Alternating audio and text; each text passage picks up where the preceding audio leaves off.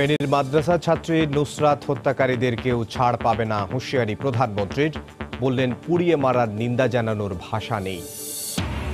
নুসরাত দিয়ে হত্যার প্রতিবাদে আজও বিক্ষোভ। মাস্টার মাইন্ড অধ্যক্ষ সিরাজ জানালো মানবাধিকার কমিশন। সন্দেহভাজন মুখোশধারী নুরুদ্দিন গ্রেফতার। চট্টগ্রামে মিনি বাসে বিশ্ববিদ্যালয় ছাত্রীকে যৌন হয়রানির অভিযোগ। চলন্ত গাড়ি থেকে লাফ দিয়ে রক্ষা। অভিযুক্ত চালক ও সহকারীকে গ্রেফতারে মাঠে পুলিশ। জয়পুরহাটে যাত্রীবাহী বাস নিয়ন্ত্রণ হারিয়ে খাদে পড়ে নারী শিশুসহ নিহত ৮, আহত ২১। বেপরোয়া গতির কারণেই দুর্ঘটনা।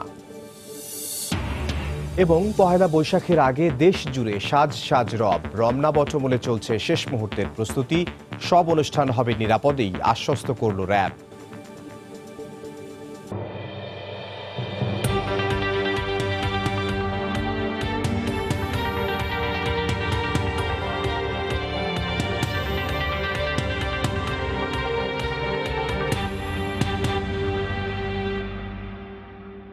দেখছিলেন শিরোনাম। জনপদের সময় সঙ্গে আছে আমি ইমদাদুল হক। মানুষ পুড়িয়ে হত্যা করার মতো জঘন্য কাজ আর হতে পারে না উল্লেখ করে প্রধানমন্ত্রী শেখ হাসিনা বলেছেন, নুসরাতের হত্যাকাণ্ডে যেই জড়িত থাক ছাড় পাবে না। বিকেলে গণভবনে আওয়ামী লীগের উপদেষ্টা পরিষদের সভায় কথা বলেন তিনি। অগ্নি নির্বাপনে সরকারের মতো ভবন মালিক ও ব্যবহারকারীদেরও দায়িত্ব আছে উল্লেখ করে তিনি আরও বলেন, ভবন নির্মাণ ও অনুমতি দানের ক্ষেত্রে প্রকৌশলীদের সতর্ক থাকতে হবে। যৌন হয়রানির প্রতিবাদ করেছিলেন, তাই হায়নার ক্রোধের আগুনে পুড়ে ৫ দিন পর মারা গেলেন নুসরাত। ঘৃণ্য এই হত্যাকাণ্ডে সরব গোটা জাতি। আওয়ামী লীগের উপদেষ্টা পরিষদেও শোকের ছায়া। দলীয় প্রধান বললেন, মানুষ পুড়িয়ে মারার মতো জঘন্য কাজের নিন্দা জানানোর ভাষা নেই তার। মুখ চোখ নাক ঢেকে হাতের মধ্যে কি মোজা টুজা পরে তারপরে তাকে নিয়ে তার গায়ে আগুন ঢেলে দিয়েছে, তো আগুন লাগিয়ে দিয়েছে। তো এটাও ইতিমধ্যে কয়েকজন ধরা পড়েছে, আরও ধরা পাবে, আর ছাড়া পাবে না। এটা আমরা এদের ছাড়বো না। এবং আমি মনে করি দৃষ্টান্তমূলক শাস্তি তাদের পেতে হবে, কারণ এই ধরনের ঘটনার জন্য আর কেউ না ঘটায়। এ সভায় সমসাময়িক বেশ কয়েকটি অগ্নিকাণ্ড নিয়েও কথা বলেন সরকার প্রধান। দেশের আবহাওয়া ও জলবায়ুর উপযোগী করে ভবনের নকশা করতে সংশ্লিষ্টদের নির্দেশ দেন তিনি। কোনো কিছু হলে সবই সরকার করবে। এখানে সরকার যতদূর করছে আমাদের নির্দেশ দিচ্ছি, যারা ডিজাইন করেন, প্ল্যান করেন বা এগুলি যারা অনুমোদন দেয় তাদেরও সচেতন হওয়া উচিত। আপনারা দেখেছেন যে এই গুলশানে একটা বিল্ডিংয়ে যে আগুন লাগলো, সেটাকে উদ্ধার করতে যাবে একটা ক্রেনে, এত উপরে ওঠার পর উদ্ধার করতে গেলে তার তো একটা শক্ত জায়গা লাগবে যেখানে পাটা রেখে অন্তত মানুষগুলিকে উদ্ধার করবে। সেখানে কোনো ব্যালকনি নাই।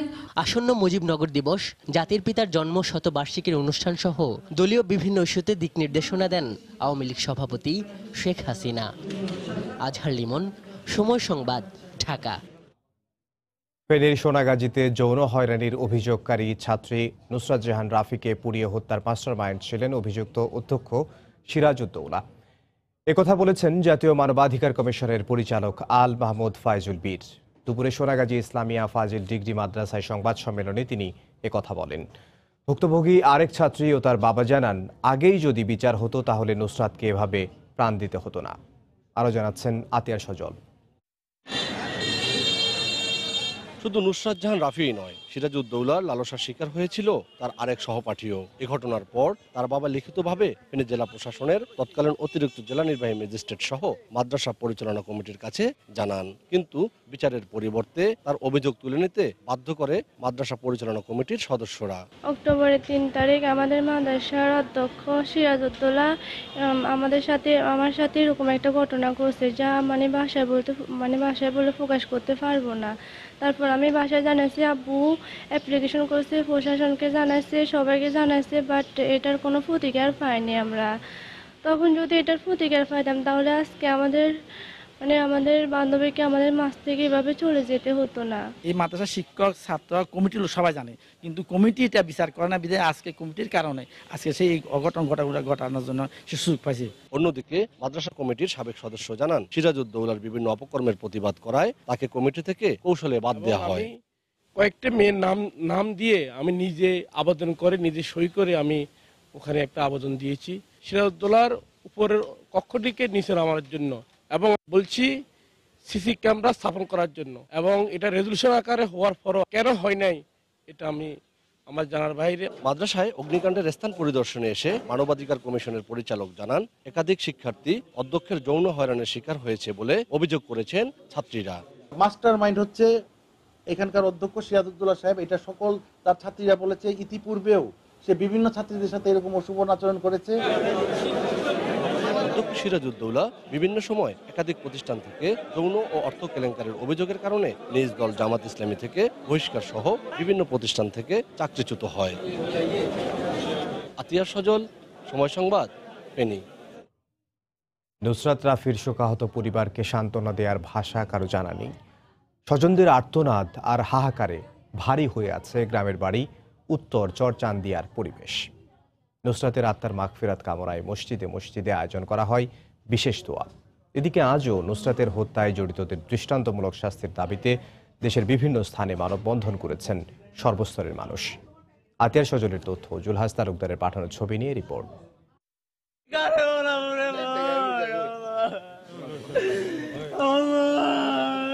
বোন বলে ডাকার আর কেউ থাকলো না নুসরাতের ভাই নোমানের। প্রিয় বোনকে হারানোর এই তীব্র কষ্ট এখন কেবলই বুক ফাটা আর্তনাদ হয়ে ধ্বনিত হচ্ছে। শুক্রবার জুমার নামাজের পর নুসরাতের কবর জিয়ারত করতে গিয়ে বারবারই কান্নায় ভেঙে পড়ছিলেন স্বজনরা, মূর্ছা যাচ্ছিলেন ভাই। এর আগে জুমার নামাজ শেষে মোনাজাতের জন্য হাত তুলে কান্নায় ভেঙে পড়েন নুসরাতের বাবাও। সৃষ্টিকর্তার কাছে সন্তানকে ভালো রাখার কামনা করা ছাড়া আর কি বা করার আছে তার। আরো যে বিভিন্ন ঘটনাগুলো ঘটতেছে, সবাই যেন এগুলো সতর্ক হয়ে যায় এবং ভবিষ্যতে যেন এই ধরনের কোনো কাজ যেন কোনো শিক্ষকের পক্ষ থেকে যেন না হয়। এদিকে শোকতপ্ত সোনাগাজী ও শহরে কেন্দ্রীয় শহীদ মিনারে আজও মানববন্ধন হয়েছে। এতে অংশ নেন ছাত্রলীগ সহ বিভিন্ন সামাজিক ও সাংস্কৃতিক সংগঠনের নেতাকর্মীরা। 10 তারিখকে আমরা নুসরাত দিবস হিসেবে যে মাননীয় প্রধানমন্ত্রী ঘোষণা দেয়, আমরা প্রধানমন্ত্রীর নিকটে এই আবেদন জানাই। আমাদের দাবি সোনাদি ফাজিল ডিগ্রি মাদ্রাসাকে নুসরাত জাহান রাফি নামে নামকরণ করা হোক। এছাড়া চট্টগ্রাম, গাইবান্ধা ও মাগুরা সহ দেশের বিভিন্ন স্থানে নুসরাতের হত্যায় জড়িতদের দৃষ্টান্তমূলক শাস্তির দাবিতে মানববন্ধন করেছেন সাধারণ মানুষ। এদিকে নুসরাত হত্যা মামলায় গ্রেফতার পৌর কাউন্সিলর মকসুদ আলমকে কারাগারে পাঠিয়েছেন আদালত। সোমবার তার রিমান্ড শুনানির কথা রয়েছে। সময় সংবাদ, ফেনী। নুসরাতের উপর আগুন হামলার ঘটনায় অন্যতম সন্দেহভাজন মুখোশধারী নুরুদ্দিনকে গ্রেফতার করা হয়েছে। সকালে ময়মনসিংহের ভালুকা থেকে তাকে গ্রেফতার করা হয়। সোনাগাজী ইসলামিয়া ফাজিল মাদ্রাসার অভিযুক্ত অধ্যক্ষ সিরাজউদ্দৌলা মুক্তি পরিষদের নেতৃত্ব দেয়া এই যুবকই স্থানীয়দের কাছে কেরোসিন তেলের বোতল ও দিয়াশলাই বাক্স উদ্ধারের দাবি করেছিল। জুলহাস তালুকদারের ক্যামেরায় বখতিয়ার মুন্নার রিপোর্ট। ফেনীর সোনাগাজীর ইসলামিয়া ফাজিল ডিগ্রি মাদ্রাসার শিক্ষার্থী নুসরাত জাহান রাফিকে পুড়িয়ে হত্যার ঘটনার নেপথ্য নায়ক হিসেবে উঠে এসেছে অধ্যক্ষ সিরাজউদ্দৌলার নাম। এখন সবার প্রশ্ন, নুসরাতের শরীরে অগ্নিসংযোগকারী 4 মুখোশধারী কারা? এক্ষেত্রে সন্দেহের তালিকায় রয়েছে অধ্যক্ষ সিরাজউদ্দৌলা মুক্তি পরিষদের নেতৃত্ব দেয়া নুরুদ্দিনের নাম। জানা গেছে গত 6 এপ্রিল নুসরাতকে আগুনে ঝলসে দেওয়ার পরপরই পালানোর চেষ্টা করছিলেন তিনি। নুরুদ্দিন বলতেছে যে আমি সিএনজিতে উঠেছি এবং কি এই কেরোসিনের বোতল আর ম্যাচ সাথ থেকে আনছি। তার আচরণ বাকভঙ্গিমা দেখার পরে আমরা জানতে পারছি যে নুরুদ্দিন ওইখানে স্বয়ং অবস্থান ছিল। তুমি যে নুরুদ্দিন আমি চিনি না, কিন্তু আমি তোমার আগে জিজ্ঞাসা করতাম।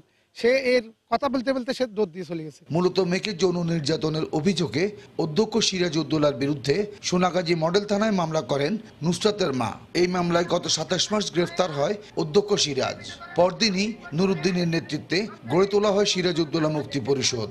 ক্লাসে যাই, সকল ছাত্রদেরকে ভয় দেখাই, সকল ছাত্রদেরকে বাহির করে আনছে। সিরাজউদ্দৌলা নুরুদ্দিন এবং শামীমকে দিয়ে বড় একটা বাহিনী গঠন করে, যার মাধ্যমে আমরা মাদ্রাসায় কোনো প্রতিবাদ করতে পারি না। নুসরাতের ভাইয়ের দাবি, নুরুদ্দিনই তার বোনের প্রধান হত্যাকারী। তবে ঘটনায় জড়িত কেউই রেহাই পাবে না বলে জানান পুলিশ। আমি নিশ্চিত যে নুরুদ্দিন আমার বোনের অগ্নিকাণ্ডের সাথে সরাসরি জড়িত। তার মোবাইলের কল লিস্টটা বাইর করলেই কারা কারা জড়িত এটা বাইর হয়ে যাবে। এজাহারনামীয় আসামি নুরুদ্দিন সহ সকল আসামি এবং আমার তদন্তকালে গ্রেপ্তারকৃত সকল আসামি উক্ত ঘটনার সহিত জড়িত আছে মর্মে আমার তদন্তকালে সাক্ষ্য প্রমাণে প্রতীয়মান হয়। নুসরাতকে পুড়িয়ে হত্যার ঘটনায় যে মামলা হয়েছে তাতেও আসামি রয়েছে নুরুদ্দিন। বখতিয়ার মুন্না, সময় সংবাদ, ফেনী। জনপদের সময় আরও থাকছে। এবার ঢাকাতেই সম্পন্ন হবে হজ যাত্রীদের সৌদি আরবের ইমিগ্রেশন, জানালেন ধর্ম প্রতিমন্ত্রী। কমবে জেদ্দায় অপেক্ষার বিড়ম্বনা।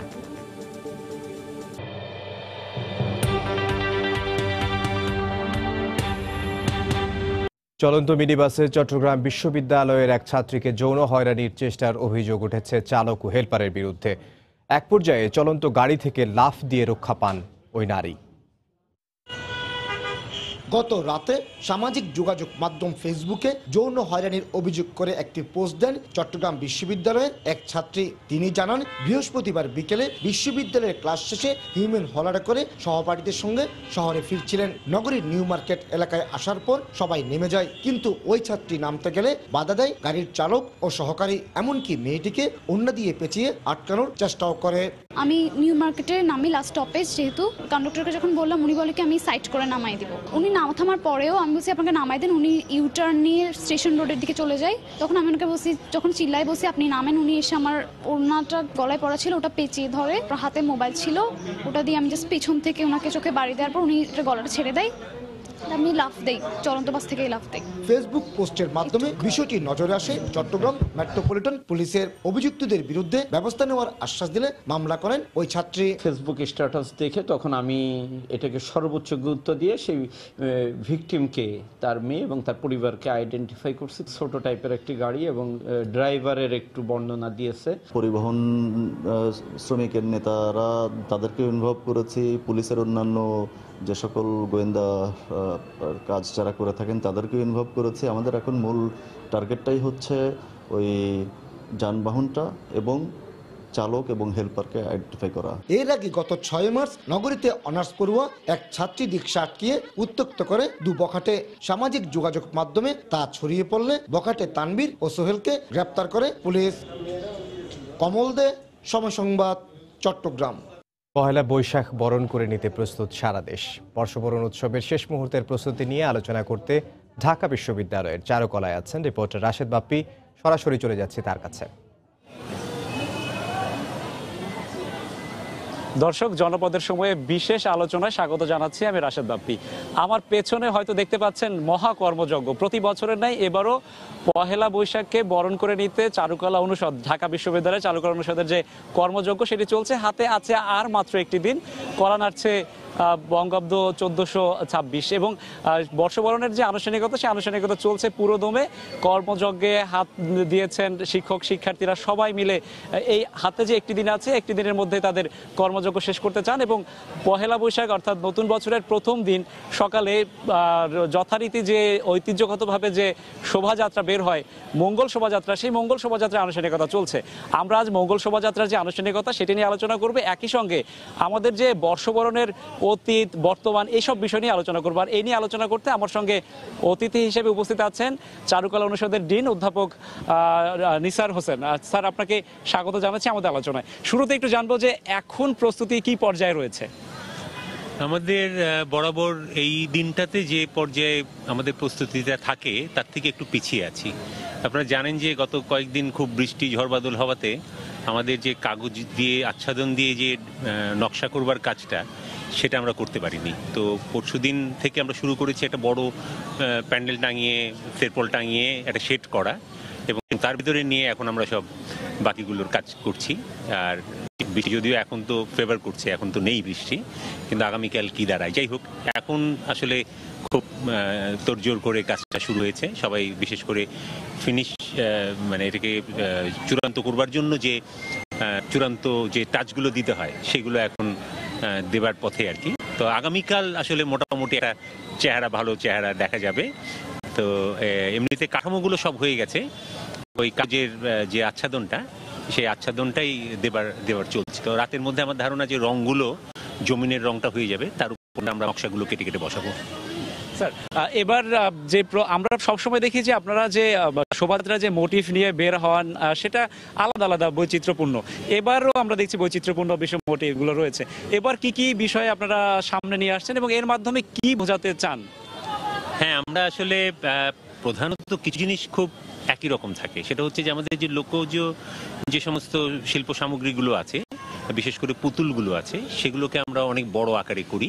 এটার একটা বড় কারণ হচ্ছে যে আমাদের আসলে এই ঐতিহ্যগুলো তো হারিয়ে যাচ্ছে এবং আমরা পুরোপুরি হারিয়ে যাওয়ার আগে নিজেরাই ওটা থেকে দূরে সরে যাই। শহরে যখন চলে আসি তখন আর সেই আমার গ্রামের সেই ঐতিহ্যের সঙ্গে আমাদের কোনো সম্পর্ক থাকে না। তো এই জায়গাটা আমরা আবার মানুষকে সচেতন করবার জন্য ওই জিনিসগুলোকে তুলে ধরি, কিন্তু তার সঙ্গে যে জায়গাটা যুক্ত হয় সেটা হচ্ছে আমরা প্রতি বছর একটা প্রতিপাদ্য ঠিক করি, একটা স্লোগানের মতো তৈরি করি। কোনো একজন আমাদের দিক নির্দেশক, পথ নির্দেশক, কোনো একজন সাহিত্যিক, শিল্পী বা মনীষীর একটা বাণী, একটা লাইন আমরা তুলে দিই। অধিকাংশ ক্ষেত্রেই স্বাভাবিকভাবে রবীন্দ্রনাথ চলে আসে। এবছরও রবীন্দ্রনাথের একটা নৈবেদ্য কাব্য থেকে একটা লাইন আমরা তুলেছি, মস্তক তুলিতে দাও অনন্ত আকাশে। তো এইটাকে ধরে আমাদের কিছু মোটিভ থাকবে এবং অনন্ত আকাশে মস্তক তুলে তো আসলে পাখি ছাড়া আর কিছু থাকে না। তো সেই জন্য বেশিরভাগ ক্ষেত্রে আমরা পাখিকে প্রাধান্য দিচ্ছি।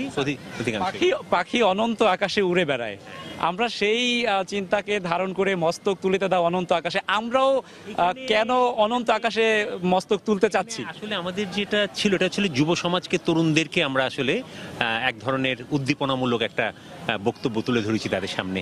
এর কারণটা হচ্ছে যে আমরা যখন ছাত্র ছিলাম তখন আমাদের যারা রাজনীতিবিদ ছিল দেশের বা সমাজের বিজ্ঞ লোকজন ছিল, তারা বিভিন্ন বিষয়ে যখন মতামত দিতেন তারা বলতেন আমরা অমুক দেশের মতো হবো, তমুক দেশের মতো হবো, এরকম। কিন্তু এখন কিন্তু গত কয়েক বছর ধরে আমরা দেখছি যে বাংলাদেশে এক্সাম্পল, বাংলাদেশকে অন্য দেশরা বলছে যে ওকে দেখো, ওকে ফলো করো। অর্থাৎ এখন আর আমাকে আশেপাশে দেখতে হবে না, আমাদের এখন অনেক দূরে, অনেক ওপরে আমরা দেখবার মতন, স্বপ্ন দেখবার মতন একটা পর্যায়ে এসেছি এবং তরুণদেরকে সেই আহ্বান জানাচ্ছি। অতি সম্প্রতি আপনারা জানেন যে ঢাকা বিশ্ববিদ্যালয়ে এত বছর পর আমাদের ইলেকশন হলো, নির্বাচন হলো এবং প্রথম দিকে এটা নিয়ে কিছু বিতর্ক তৈরি হলো, শেষ পর্যন্ত ছাত্ররা সেটা মেনে নিল। তো এই যে নেতৃত্বে ওদের দীর্ঘদিনের একটা আকাঙ্ক্ষা ছিল, সেই নেতৃত্বের জায়গাটা তাদের হাতে ফিরে এসছে। আমাদের যে সামনে শতবর্ষ আসছে, এগুলোর সাথে ছাত্ররা ছাত্র নেতৃত্বের মাধ্যমে যুক্ত হবে। আমাদের এই তরুণ সমাজকে আসলে আমাদের লেখাপড়া সবকিছুর মধ্যে একটা হাইট ঠিক করা দরকার। আমরা কিন্তু যেমন ইংলিশ মিডিয়ামে যারা যায় ওরা এমনভাবে এত অল্প শিখে যেটুকু দিয়ে একটা দোকানদারি চলবে হয়তো বিদেশে গিয়ে, তাতেই মনে করে আমার শিক্ষিত হয়ে গেছি। বা আমার বিশ্ববিদ্যালয়েও আগে যে মানটা ছিল সেই মানের দিকে কিন্তু আমরা ছেলেদেরকে নিতে পারছি না। সেই জায়গায় আকৃষ্ট করতে চাই যে তুমি একটা বিশ্বমানের বা তুমি এক্সাম্পল হয়ে দাঁড়াও, তোমার আর হীনমন্য হয়ে থাকার দরকার নেই। আমাদের বাংলাদেশে এখন সেই জায়গায় পৌঁছানোর মতন আমাদের ক্ষমতা আছে, আমাদের যোগ্যতা আছে, আমাদের মেধা আছে। তো সেই মস্তক তুলিতে দাও অনন্ত আকাশে, ওই জায়গা থেকে আমরা এটা দিয়েছি। আচ্ছা, তার মানে ক্রমবর্ধমান যে অগ্রগতি আমাদের, সেই অগ্রগতির সঙ্গে তাল মিলিয়ে তরুণরা যদি এগিয়ে যায় সেই অনুযায়ী আপনারা এবারের প্রতিবাদ্য মস্তক তুলিতে দাও অনন্ত আকাশে। এবার একটু এই যে আয়োজনের বাইরে একটু আসি, সেটি হচ্ছে এই যে আমরা যে বর্ষবরণ করি, এটা তো আমাদের দীর্ঘদিনের, দীর্ঘ বছরের ঐতিহ্য। এই ঐতিহ্যর বর্তমান এবং অতীতের যদি তুলনা করতে বলা হয় আপনাকে, আপনি কি করবেন? শহুরে একটা সময় ছিল পহেলা বৈশাখ কিন্তু গ্রাম কেন্দ্রিক আয়োজন, সেখান থেকে কি শহরের দিকে চলে আসলো এবং গ্রাম থেকে কি বিচ্ছিন্ন হয়ে যাচ্ছে আমরা? একটু যদি আপনার মতামত। আমার ছোটবেলায় আমার যতটুকু মনে পড়ে বা আমি মা বাবার কাছ থেকে যেটা শুনেছি বা বইপত্র পড়ে যতটুকু দেখেছি, যে আসলে পয়লা বৈশাখ এত জমজমাটভাবে, এত জাঁকজমকপূর্ণভাবে কখনোই আয়োজিত হতো না। এখন গ্রামের দিকেও বা মফস্বল শহরের দিকগুলোও যদি বলি, হ্যাঁ, সেই পর্যায়ে বা উপজেলা পর্যায়ে এখন যতটুকু হয় এগুলো কিন্তু আসলে ছিল না। এটা আমাদের যে চৈত্র সংক্রান্তির একটা অনুষ্ঠান হতো, এগুলো বাড়িতে বাড়িতে একটা অনুষ্ঠান হতো, সন্ধ্যাবেলা কিছু প্রদীপ জ্বালিয়ে, কিছু আগুন জ্বালিয়ে, ভালো আসবে আর যেটা খারাপ সেটা চলে যাবে, বিদায় হবে, এরকম করে একটা লক্ষ্মী বিদায় হবে, লক্ষ্মী আসবে, বা ভালো বুড়া এরকম বলা হতো, ভালা আয় বুড়া যা, এরকম করে বলা হতো। তো সেই জায়গাটা ছিল। আর চৈত্র সংক্রান্তিতে যে মেলাটা হতো ওটা পয়লা বৈশাখে কন্টিনিউ করতো। পয়লা বৈশাখে প্রধানত মহাজন এবং ক্রেতা এই দুজনের মধ্যে একটা মিষ্টি খাওয়ার লেনদেনের ব্যাপার স্যাপার হতো। বছরের প্রথমে হালখাতা খুলতো, তার যে ক্রেতা যেত, ক্রেতাও উৎসাহ নিয়ে যেত যে আমি আজকে যদি যাই তাহলে একটু মিষ্টি খাবো। আর মহাজনও চাইতো যে বছরের প্রথম দিন যদি লেনদেনটা হয় তাহলে সারা বছরটা ভালো যাবে। এইটুকুর মধ্যে মূলত ছিল। কিন্তু শহর থেকে কিন্তু অনেক কিছু স্প্রেড করে। আমাদের 21শে ফেব্রুয়ারি শহর থেকে স্প্রেড করেছে, আমাদের মুক্তিযুদ্ধের চেতনা শহর থেকে স্প্রেড করেছে। সুতরাং শহর থেকে স্প্রেড করলে যে সেটা আমাদের ঐতিহ্য হবে না তা নয়, কিন্তু আমাদের কিন্তু এটা একটা খুব মজার ব্যাপার যে বাংলাদেশের মানুষ যতই শহুরে হোক, তার গ্রামের সাথে রক্তের সম্পর্কটা সে কিন্তু চিরতরে মিটিয়ে দেয় না, তার কিন্তু যোগাযোগটা থাকে। এই জন্য আমাদের দেখবেন যে শহরে যে জিনিসটা হচ্ছে সেটা খুব দ্রুত গ্রামে ছড়িয়ে পড়ছে। আর তাছাড়া এখন তো স্যাটেলাইট টিভির যুগ, আমাদের অনেক রকম সোশ্যাল মিডিয়া আছে, এগুলোর মাধ্যমে খুব দ্রুত চলে যাচ্ছে এবং শহর আর গ্রামের মধ্যে পার্থক্যটা তেমন নেই। স্যার, আপনি বললেন যে এখন যেভাবে আয়োজন হয় সেভাবে কখনোই হতো না, পহেলা বৈশাখ এত জাঁকজমকপূর্ণ কখনোই হতো না, কিন্তু এখন যতটা জাঁকজমকপূর্ণভাবে আমরা করছি, আমরা যদি দেখি এখন যদি আমরা কোনো শহরের কোনো বিপণী বিতানে যাই, দেখব মানুষ পোশাক কিনছে। তা আমি একটু যদি এভাবে বলি, আমরা কি পোশাকি বা বহিরাবরণের দিক থেকেই পহেলা বৈশাখ উদযাপন করছি, নাকি আমাদের যে মূল চেতনা অসাম্প্রদায়িক বাংলাদেশ, সেক্ষেত্রে আমরা কতটুকু এগুতে পারছি, আমাদের আত্মিক এবং হচ্ছে বহিরাবরণের মধ্যে কোনো ভেদাভেদ থেকে যাচ্ছে কিনা বা দূরত্ব তৈরি হচ্ছে কিনা? আসলে মানুষ কিন্তু, আমি যদি সব মানুষের কথা বলি, সব মানুষ এই জিনিসটাকে নিচ্ছে কিভাবে, দেখে নিচ্ছে, অর্থাৎ মিডিয়াতে দেখছে বা অন্য লোককে দেখছে, তখন আমিও করি, এইভাবে করছে। সুতরাং এইটা আমি বলবো না যে তার চেতনার খুব গভীর জায়গা থেকে কোনো ওরকম চিন্তা ভাবনা করে করছে, যেটা ভাষা আন্দোলনের সময় আমরা করেছিলাম, যেটা আমরা মুক্তিযুদ্ধের সময় করেছিলাম, যে তার চেতনায় মর্মে স্পর্শ করেছিল। আমাদের মাথায় রাখতে হবে যে এখানে দুটো শক্তি কিন্তু যে কাজটা করছে, এই অবস্থা কখনো ছিল না। একটা মৌলবাদী গোষ্ঠী, সাম্প্রদায়িক গোষ্ঠী, যারা ক্রমাগত ধর্মীয় প্রতিষ্ঠানগুলোর মধ্যে দিয়ে তারা এটার বিপক্ষে বলে যাচ্ছে, এবং আমাদের যে সাধারণ মানুষ। সেক্ষেত্রে একটা প্রশ্ন আসে, আপনি বললেন মৌলবাদী শক্তির কথা, আমরা কিন্তু পহেলা বৈশাখের এই উদযাপনকে বলি অসাম্প্রদায়িক। আমরা কি আদৌ অসাম্প্রদায়িকভাবে এটা কি ধারণ করতে পারছি কিনা, সবাইকে সম্পৃক্ত করতে পারছি কিনা, নাকি কিছু ভিন্ন মতের মানুষ থেকে যাচ্ছে? আপনাকে বললামই যে এখানে দুটো শক্তি, কিন্তু একটা শক্তি ক্রমাগত এটার বিপক্ষে বলে যাচ্ছে, এখনো বলে যাচ্ছে। এই বছর প্রথম সরকার ঘোষণা দিল, আমাদের স্বরাষ্ট্র মন্ত্রণালয়, যে বিপক্ষে যদি কেউ প্রচার করে আমরা তাদেরকে বরদাস্ত করবো না, তাদের বিরুদ্ধে ব্যবস্থা নেব। এটা অনেক আগে বললে হয়তো হতো, কিন্তু আমি জানি না কেন এত দেরি করলেন। যাই হোক, কিন্তু আলটিমেটলি বললো। এই শক্তিটা কিন্তু কম নয়, এবং এই শক্তিটার সাথে লড়াই করার সমস্যাটা হচ্ছে যে এরা যদি সংখ্যায় একজনও থাকে, তাহলে আপনি তার বিপক্ষে কিন্তু কিছু বলতে পারবেন না, যেহেতু তারা ধর্মটাকে যুক্ত করে নেয়, এই আমার পবিত্র ধর্মটাকে সঙ্গে যুক্ত করে নেয়। সেই জন্য সেই ধর্মকে যুক্ত করে যত আপত্তিকর কথাই বলুক না কেন, আমরা কিছু এর প্রতিবাদ করলেই দেখবেন সুফিয়া কামালের মতন এত মহিয়সী একজন নারী, যিনি ধার্মিক এবং সততা কোনো দিক থেকে তো অতুলনীয়, তিনি যখন কোনো কথা বলতেন তাকেও ধর্মের বিপক্ষে বললো বলে এরকম বলতো। তো ওই শক্তিটা কিন্তু কিছুটা কোণঠাসা, এবং আমরা কিভাবে কোণঠাসা করেছি, ওরা যেভাবে ওদের বিরুদ্ধে অপপ্রচার করে আমাদের বিরুদ্ধে, আমরা কিন্তু ওদের বিরুদ্ধে অপপ্রচার করি না, আমরা কিন্তু শুধু এই মঙ্গল শোভাযাত্রা বা অনুষ্ঠানগুলো করি। আমাদের হাতে সময় কম, একটু বলবো যে মানে পহেলা বৈশাখের দিন কখন এটা শোভাযাত্রা শুরু হবে, এবং একটু যদি সবার প্রতি একটু আহ্বান জানাতেন। আমাদের শোভাযাত্রা প্রতি বছরের মতো এবছরও 9টার সময় শুরু হবে। আমাদের পাবলিক লাইব্রেরির দেয়াল সংলগ্ন যে গেটটা, এখান থেকে আমাদের উপাচার্য মহোদয়ের নেতৃত্বে আমাদের শোভাযাত্রাটা বেরোবে। বেরিয়ে এটা সোজা গিয়ে আগে শেরাটন হোটেল থেকে ঘুরতো, ওই রাস্তাটা এখন মেট্রো রেলের কাজ চলছে, আমরা ডান দিক দিয়ে ঘুরে শিশু পার্কের সামনে দিয়ে আবার ফেরত আসবো। ধন্যবাদ আপনাকে। দর্শক, এতক্ষণ শুনছিলাম যে পহেলা বৈশাখের যে মূল আয়োজনটি হয় ঢাকা বিশ্ববিদ্যালয় চারুকলা থেকে মঙ্গল শোভাযাত্রা, তার আনুষ্ঠানিকতা, একই সঙ্গে বৈশাখ আমরা যে পালন করি ঐতিহ্যগতভাবে, সেই বৈশাখ নিয়ে অতীত এবং বর্তমানে আমরা কথা বললাম। আমাদের সঙ্গে ছিলেন ঢাকা বিশ্ববিদ্যালয় চারুকলা অনুষদের ডিন অধ্যাপক নিসার হোসেন। এই ছিল এখনকার মতো। ঢাকা বিশ্ববিদ্যালয়ের চারুকলা অনুষদ থেকে আমাদের সাথে যোগ দিয়েছিলেন রিপোর্টার রাশেদ বাপ্পি, তার সঙ্গে ছিলেন চারুকলা অনুষদের ডিন। তারা জানাচ্ছিলেন পয়লা বৈশাখ বরণের প্রস্তুতির খবর। জনপদের সময় আরও থাকছে। অবশেষে শেষ হলো পদ্মা সেতুর সবচেয়ে জটিল 2 পিলারের পাইলিং এর কাজ। নির্মাণে আর কোনো প্রতিবন্ধকতা নেই, জানালেন প্রকল্প পরিচালক।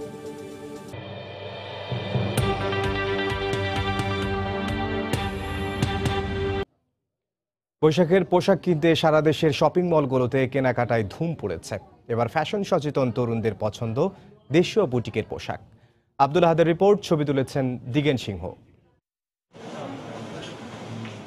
পহেলা বৈশাখ দোরগোড়ায়, তাই জমে উঠেছে সিলেটের শপিং মল ও ফ্যাশন হাউসগুলো। শিশু থেকে বৃদ্ধ সবাই ব্যস্ত কেনাকাটায়। বাংলার আবহে নববর্ষের বিশেষ পাঞ্জাবির পসরা সাজিয়ে রাখা নগরের বুটিক শপে। এই শপগুলোতে ফ্যাশন সচেতন মানুষের উপচে পড়া ভিড়। নতুন একটা বছর, তার সাথে একটা আনুষঙ্গিক যেটা আমাদের নিজেকে সাজিয়ে নেওয়া, এটা অত্যন্ত দরকার।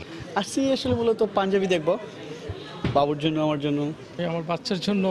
8 বছর বাচ্চা তো, ওর জন্য পাঞ্জাবি কিনলাম একটা পয়লা বৈশাখ উপলক্ষে। সাধারণত কেনাকাটায় মেয়েরা এগিয়ে থাকলেও বৈশাখের কেনাকাটায় ছেলেরাও পিছিয়ে নেই। উৎসবের রং লালের সঙ্গে মিলিয়ে তারাও কিনছেন পছন্দের পাঞ্জাবি। এখানে বেশ কালেকশন ভালোই আছে, এখানে দেখলাম আর সিলেটের মধ্যে এইখান থেকেই আমি বেশি শপিং করি। পোশাকের জন্য আসছে একটি কালারফুল পাঞ্জাবি কেনার জন্য, লাল এবং সাদার মধ্যে। ক্রেতা উপস্থিতি আশানুরূপ থাকায় বিক্রেতারাও খুশি। পোশাকে আমরা ছেলেদের জন্য বিভিন্ন ডিজাইনের পাঞ্জাবি নিয়ে এসেছি, নতুন ফ্যাশনের। বিশেষ করে আমাদের সুতি যেগুলো আছে এগুলো কিন্তু অনেক সাড়া পাচ্ছি আমরা। দাম রিজনেবল আছে, কালার আছে, সব ডিজাইন আছে, চলছে ভালো। 1390 হাইস্ট আমাদের বৈশাখের পাঞ্জাবি। যেহেতু আমরা সিজনারি একটা ব্যবসা হয়, সেই কারণে বৈশাখেরটা আমরা প্রাইসটা কম রাখি সবসময়। সরকারিভাবে পহেলা বৈশাখের উৎসব ভাতা দেওয়ার পর থেকে সারা দেশের মতো সুরমা পাড়েও বৈশাখী ব্যবসা বাণিজ্যের আকার বেড়েছে। আব্দুল আহাদ, সময় সংবাদ, সিলেট। জয়পুরহাটে যাত্রীবাহী বাস নিয়ন্ত্রণ হারিয়ে খাদে পড়ে নারী শিশুসহ 8 জন নিহত হয়েছেন। আহত হয়েছেন অন্তত 21 জন। দুপুরে সদর উপজেলার বানিয়াপাড়ায় এ দুর্ঘটনা ঘটে। বাসের দ্রুত গতির কারণেই দুর্ঘটনা বলে জানিয়েছেন যাত্রীরা। ঘটনাস্থল পরিদর্শন করেছেন জেলা প্রশাসক। পুলিশ জানায়, বগুড়া থেকে যাত্রীবাহী এমপি পরিবহনের বাস জয়পুরহাটের দিকে যাচ্ছিল। পথে বানিয়াপাড়া এলাকায় পৌঁছলে নিয়ন্ত্রণ হারিয়ে রাস্তার পাশে খাদে পড়ে যায় বাসটি। এতে ঘটনাস্থলে 5 নারী ও 3 শিশু নিহত হয়। খবর পাওয়ার পরে তৎক্ষণাৎ সেখানে যায় এবং ফায়ার সার্ভিস এবং পুলিশের সঙ্গে সাহায্য করে। খবর পেয়ে পুলিশ ও ফায়ার সার্ভিস কর্মীরা ঘটনাস্থলে পৌঁছে আহত আরও 21 জনকে উদ্ধার করে জেলা সদর হাসপাতালে ভর্তি করেন। অবস্থার অবনতি হওয়ায় বেশ কয়েকজনকে বগুড়া শহীদ জিয়াউর রহমান মেডিকেল কলেজ হাসপাতালে পাঠানো হয়। ক্রিটিক্যালি ইনজিউর্ড 5 জনকে আমরা বগুড়া শহীদ জিয়া মেডিকেল কলেজে রেফার করি।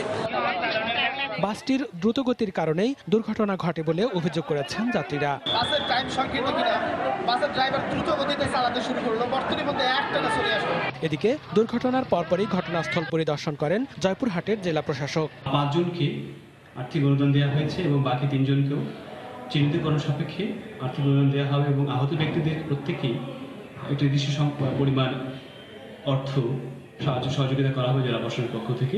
দুর্ঘটনার পর থেকেই বাসের চালক পলাতক রয়েছে। সময় সংবাদ, জয়পুরহাট। এবার হজ যাত্রীদের বাংলাদেশ অংশের পাশাপাশি সৌদি আরব অংশের ইমিগ্রেশনও হজরত শাহজালাল আন্তর্জাতিক বিমানবন্দরে সম্পন্ন হবে। সৌদি টেকনিক্যাল দল বিমানবন্দরের বিশেষ জোনে এটি সম্পন্ন করবেন বলে জানিয়েছেন ধর্ম প্রতিমন্ত্রী শেখ মোহাম্মদ আবদুল্লাহ। দুপুরে সচিবালয়ে সংবাদ সম্মেলনে একথা জানান মন্ত্রী। বাংলাদেশ থেকে সরকারি ব্যবস্থাপনায় 7,198 জন ও বেসরকারি ব্যবস্থাপনায় 1,20,000 হজে যাবেন। বাংলাদেশ বিমানের যাত্রীরা আশকোনা হজ ক্যাম্পে ও সৌদি এয়ারলাইন্সের যাত্রীরা শাহজালাল আন্তর্জাতিক বিমানবন্দরে বাংলাদেশের ইমিগ্রেশন সম্পন্ন করেন। এরপর তাদের সৌদি আরবের জেদ্দায় যে ইমিগ্রেশন কাজ হতো সেই কাজটি এক্সক্লুসিভ জোনে সম্পন্ন করা হবে। সব কার্যক্রম থাকবে সৌদি আরব নিয়োজিত টেকনিক্যাল দলের তত্ত্বাবধানে। হজ ভিসার জন্য এজেন্সিতে পাসপোর্ট জমা দেওয়ার আগেই দেশের 8 বিভাগের প্রত্যেক হজ যাত্রীর 10 আঙ্গুলের হাতের ছাপ সংগ্রহ করা হবে। অবশেষে শেষ হয়েছে পদ্মা সেতুর সবচেয়ে জটিল 2টি পিলারের পাইলিংয়ের কাজ। চলতি সপ্তাহে এই 6 ও 7 নম্বর পিলারে পাইলিং সম্পন্ন করার মধ্য দিয়ে সেতুর কাজে আর কোনো জটিলতা রইল না বলে জানিয়েছেন প্রকল্প পরিচালক। আসন্ন বর্ষা মৌসুমের আগে এখানে পিলারের কাজও শতভাগ শেষ করা যাবে বলে আশাবাদী তিনি। সাইফুল ইসলামের ছবিতে রিপোর্ট এহসান জুয়েলের। পদ্মা সেতুর সব জটিলতা ছিল মাওয়া প্রান্তেই। জাজিরা প্রান্তে বিশেষ চ্যানেলে কাজ করা গেলেও মাওয়ার মূল নদীতে সব মৌসুমেই থাকে স্রোত। পরিকল্পনা মাফিক মাওয়ার 6 নম্বর পিলারটিকে প্রথম দৃশ্যমান করার লক্ষ্যেই শুরু হয়েছিল পদ্মা সেতুর কাজ, কিন্তু বিধিবাম 42টি পিলারের মধ্যে 6 এবং 7 নম্বর পিলার তৈরি করতে গিয়ে মুখোমুখি হতে হলো নদীর তলদেশের মাটির গঠনগত জটিলতার। ফলে বন্ধ করে দিতে হয় এর আশপাশের আরও 11টি পিলারের কাজও। সমাধানে কাজ করেছে দেশি বিদেশি 6টি বিশেষজ্ঞ প্রতিষ্ঠান, তাও সময় লেগেছে 1.5 বছরের বেশি। সংশোধিত নতুন নকশায় দৈর্ঘ্য 124 মিটার রেখেই 6টি জায়গায় 7টি করে খুঁটি বসানোর সিদ্ধান্ত নেওয়া হয়। এই পদ্ধতিতে গত বছর নভেম্বর মাসে আবার শুরু হয় কাজ। তবে তাতেও কাজ হয়নি 6 ও 7 নম্বর পিলার সংক্রান্ত জটিলতার। অন্য পিলারে এই পদ্ধতি কাজ করলেও এই 2টি পিলারের খুঁটিগুলোর গায়ে আলাদা করে ট্যাম বসাতে হয়। বিশ্বের বিভিন্ন দেশে ইতোপূর্বে ট্যাম বসানো হলো, স্টিলের খুঁটিতে ট্যাম বসানোর প্রয়াস এই প্রথম। ডিজাইন দিয়ে দেওয়া হয়েছে যে ডিজাইনের ভিত্তি করে তারা কাজটা করবে, সুতরাং আর এখানে আর ডিজাইনারের তেমন কিছু করার নেই। মূল নদীর কোনো পাইল থাকবে না ইনশাল্লাহ বর্ষার আগে। আমরা মে মাসের মধ্যেই মূল নদীর পাইলগুলো শেষ করতে চাচ্ছি। মাওয়া প্রান্তের 2, 3, 4, 5 নম্বর পিলারের কাজ হলো 6 নম্বর পিলারের জটিলতার কারণে 1 নম্বর মডিউলে কাজ ধরা যায়নি। একইভাবে 7 নম্বর পিলারের কারণে 2 নম্বর মডিউলের কাজও থমকে আছে। আর তাই স্প্যান বসানো হচ্ছে 3 নম্বর মডিউলে।